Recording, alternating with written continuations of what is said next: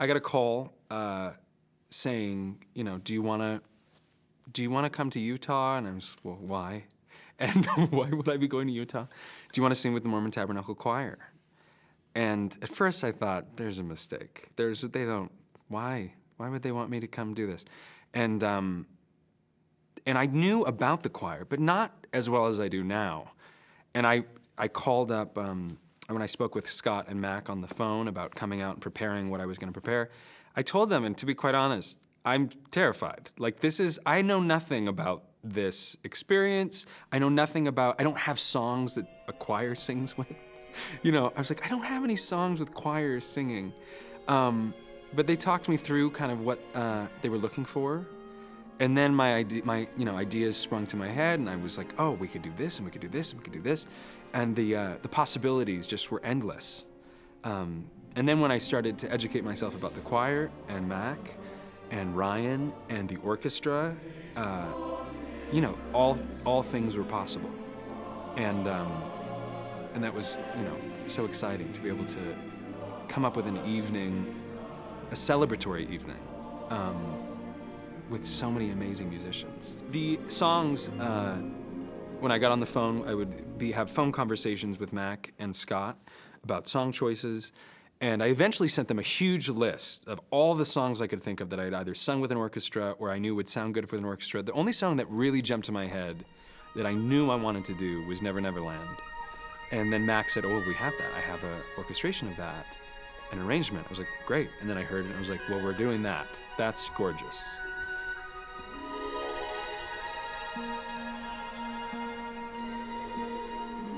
I know a place where dreams are born and time is never planned. It's not on any chart, you must find it in your heart. Never, never land. And the other songs it all kind of organically came together because, and I did say, I was very intimidated by the idea of, Renee Fleming and Bryn Terfel. These are amazing opera singers, and I know I can sing. I know I'm a good singer. I know, I've sung at Carnegie Hall. I've sung, but I really think of myself as a storyteller. So all the songs that I think of, always I think of character and story. And then when I said that's when he thought up the idea of the choir singing the music from West Side Story, which then lent itself perfectly into me singing Something's Coming, which is also a great way to open up a show. Tonight, won't be just any night. Tonight there will be no morning star. Come on, something, come on in. Don't be shy, meet a guy, pull up a chair. The air is humming, and something great is coming. Who knows? I knew I wanted to do Rodgers and Hammerstein because I just spent a year doing it on Broadway, and I knew I wanted to hear that choir sing that arrangement by David Chase. And it was glorious. I knew it. I knew they would sound amazing.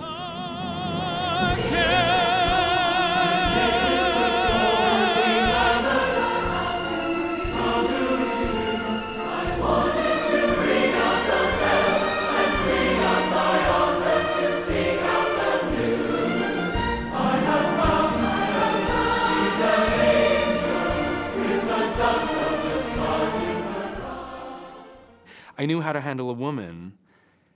I've sung that in with orchestras before, and people usually don't think much of the song. It always works. It's an amazing song, and the orchestration is incredible. The lyric is great, and it feels like a hug. And I was like, that's the perfect thing to do here.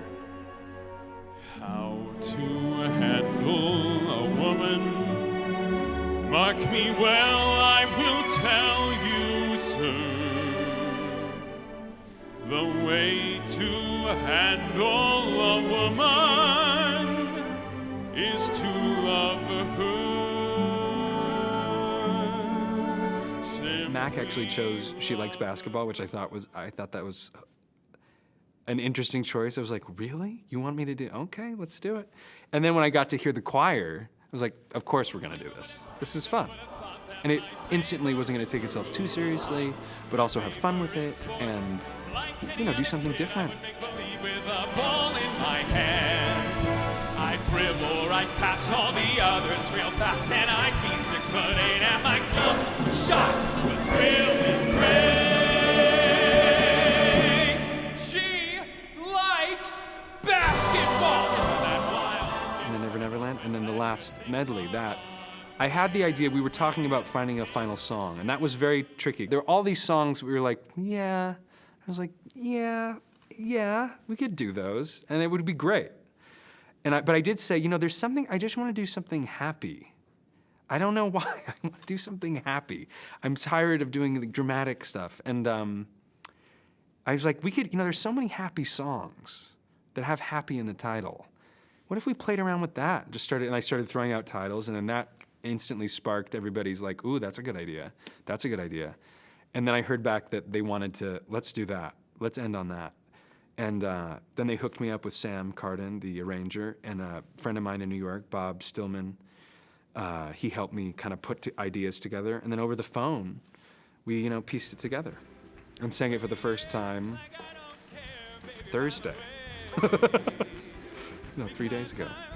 I was emailing Sam like, so any idea when you think maybe we'll get the music or the lyrics, or any idea? No rush, everything's fine. And I was inside freaking out. I'm like, what? I have no idea what I'm gonna do. But you have to trust. You just have to trust that you have the skill, you have the technique, and you can do it. And we did. Morning and evening, daytime and nighttime too. Forget your troubles, come on, get happy. You better chase all your cares away.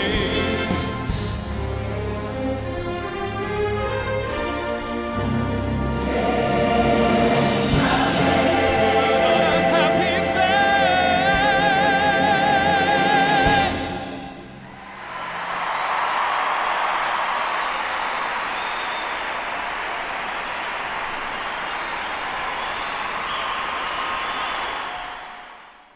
Minutes ago, I saw you.